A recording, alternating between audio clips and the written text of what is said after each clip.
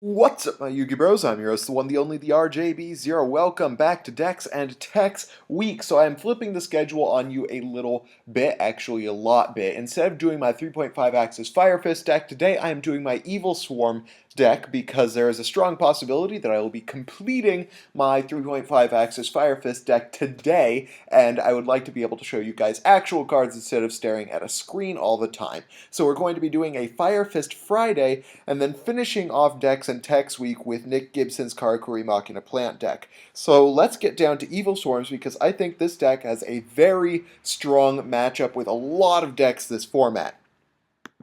So we start off with, of course, the one Rescue Rabbit and the triple Heliotrope. This deck probably has the best Rescue Rabbit plays this format, mostly because you can just keep throwing your Heliotropes back into the deck to get better things with Infestation Infection, which is pretty great, and then you can use Rabbit to go into a free Ophion. Then, of course, you have your triple Caster, triple Mandragora, triple Thunderbird, triple Krakion, and one Dark Arm Dragon. I freaking love Dark Arm Dragon. I just like running it in things. I don't know if I actually have a really good reason for running it in this deck, besides the fact that I can, so that's kind of why I'm doing it. I might take it out just because it has a little bit of a conflict with D-Fissure and Macrocosmos, but so far it has not been an issue.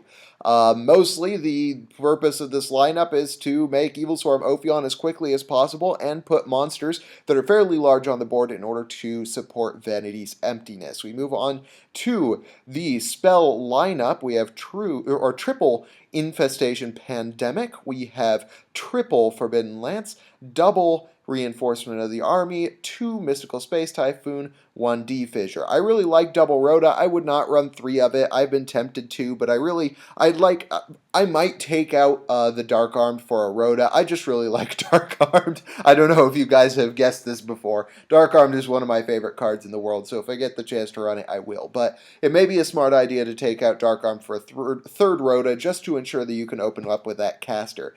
The triple Forbidden Chalice is really integral because the deck is really focused around stopping your opponent from making plays. It's a really hardcore stun deck, and one of the problems that this deck has is monsters' effects going off, and one of the more important pieces of effect monster is frickin' Shadow Dragon. Shadow Dragon causes this deck so many issues because not only can it, be pitched to get rid of Emptiness or something like that, but it can also flip to get rid of Ophion. So Forbidden Chalice allows me to attack with Ophion into any Shadow monster face down and then be able to negate it during the damage step and make sure that it doesn't hit my Ophion. So I think Forbidden Chalice is really big in this deck, and just being able to stop my opponent's plays is really big, particularly in the Burning Abyss matchup, which this deck has a couple of issues with.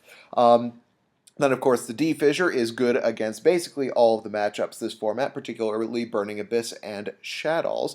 Then we start off with the trap lineup of triple Vanity's Emptiness. Triple Vanity's Emptiness is really good in this deck because it can protect it with Key Beetle, and Ophion is big, so Ophion's hard to get rid of. And also, if you have a Thunderbird or a Heliotrope on the board, basically no deck can get over them this format without going into the extra deck or without special summoning them, which is really important. So being able to have Vanity's Emptiness and protect it and have really big monsters is really great for this deck. Then we have double Breakthrough Skill for negating further effects because effect negation is the most important thing this format. Double D-Prison because this deck has issues with established fields. If your opponent can put down something bigger than an Ophion, then it's really tough to get rid of without, giving up the possibility of locking down your opponent next turn. So it's really important to be able to get rid of your opponent's monster and be able to go into Ophion or be able to get rid of a Winda for an Exciton Night Play or something like that. D-Prison is just really good at dealing with established fields, which this deck struggles with. We have the obligatory Infection. I've been tempted to run multiples of this card, but it has some conflict with the rest of the strategy. 1 Macrocosmos, 1 Compulsory, 1 Warning, and 1 Eradicator Epidemic Virus. Epidemic Virus is in case your opponent somehow manages to run through all of your pandemics and hit your Ophion with like a Wing Blast or something. You can tribute off the Ophion to use it to destroy all their trap cards or all their spell cards or whatever you're particularly afraid of in that deck. So I really like the main decked Eradicator. I would not take it out. It's done a lot of work for me, particularly in the Satellar Knight matchup, which this deck has an amazing matchup against Satellar Knights. Let's move on to the side deck. we start off with our only 2 monsters in the side deck, our double Maxi, because it punishes your opponent for special summoning, and if you can use Maxi, then it makes it even more likely that you're going to be able to play Ophion or another Xyz monster next turn, and it gives you more access to your trap cards, which are really big for taking down your opponent. You've got 2 Defusion, just another way to deal with established fields, and if your opponent has Winda and you have Rabbit, it's really nice to be able to get rid of the darn thing. I might take this out for Noblemen of Crossout.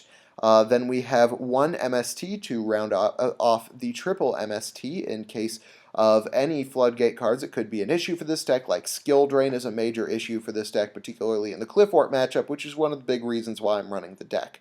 Then, because our Burning Abyss matchup is really tough, I run Triple Chain Disappearance. It's really nice to get this card because you can take away their Graph, their Tour Guide, and their Scarm, and that is really huge. You can even take away Dante if that becomes a really big deal for you, but I really prefer to hit the Mala Branches with this card, and it is just simply amazing to be able to block their plays like that. So I'm running 3 because I really want to open with it against the Burning Abyss matchup. We have the obligatory triple Light Imprisoning Mirror because Satellar Knights are a thing. Then we've got 2 Shadow Mirror, which seems really counterintuitive because this deck is made up of dark monsters, but the only real dark effects that you really care about that much are like Krakion and your first Ophion effect. Once you've gotten off your first Ophion effect, you don't care about activating effects, particularly in the matchups in which you're going to be using Shadow Imprisoning Mirror, like, for instance, what am I talking about? Shadows. Shadows is the matchup in which you would be using this. You really want to keep that Ophion with a material on the board, and since Ophion's main effect is a continuous effect, you don't really worry about the Shadow Imprisoning stopping it. So I am running Shadow Imprisoning Mirror because it helps with the Shadow Mirror match, or the Shadow match, and it helps with the Burning Abyss matchup, and it really doesn't hurt this deck to a massive degree, particularly considering my monsters are generally going to be bigger than my opponent's dark monsters, which means if my opponent can't activate their dark monster effects, then I inherently have an advantage, even if I can't activate mine. Our final 2 side deck cards are 1 Soul Drain and a Wiretap. Wiretap is just against Satellar Knights. It just makes it even easier for me to get around things like Satellar Nova Alpha. I wouldn't run more than one of this. It's just a nice thing to have on hand. Let's move on to the extra deck. We've got, of course, 3 Ophion, double Exciton Knight. Exciton Knight is like a secondary win condition to this deck, apparently, especially against something like Satellar Knights, which really relies on really heavy boards. If you could just clear that away, that's really nice, and it is also protectable under Pandemic. A lot of the time, a player will not run a second Exciton Knight because it is hard to protect, and it's a really vulnerable play, and you are unlikely to be able to make it multiple times per turn, but this deck or multiple times per game, but this deck can do that very easily. So Exciton Knight is a really big asset to this deck, and one of the really fun things you can do with Exciton Knight is if you have a Pandemic in your hand, then what you can do is you can summon Exciton Knight under Light Imprisoning Mirror, and then your opponent has a really nasty choice to make, which is they can MST their Light Imprisoning Mirror to try and get a Satellar Knight's effect off, which is, okay. But if they do that, then they can allow me to trigger my Exciton Knight. However, if they don't MST the Light Imprisoning Mirror, then I can just run over all their monsters because they don't have a single monster in their main deck that can get rid of Exciton Knight. It's a really fun strategy. Then 1 Bahamut because stealing monsters is fun.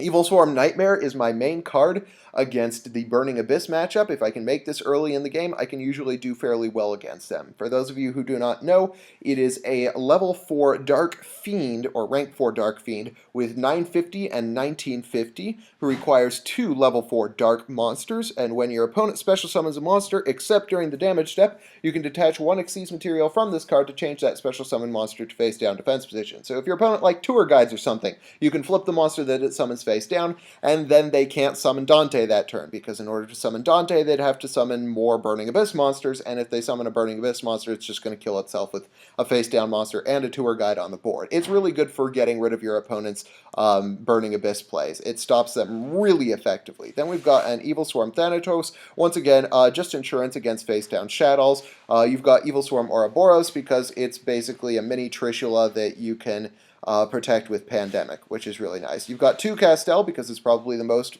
important rank 4 Xyz in the game right now, 1 Abyss Dweller, 1 Key Beetle, 1 Digusto Emerald, and 101. So that is the deck. I hope you guys like it. If you did, hit that thumbs up button. If you didn't, let me know why in the comment section below. Of course, subscribe for more deck discussion, analysis, and general Yu-Gi-Oh! Shenanigans. Thank you guys for watching. I am your host, the one, the only, the RJB0, and I got a jet. See you guys.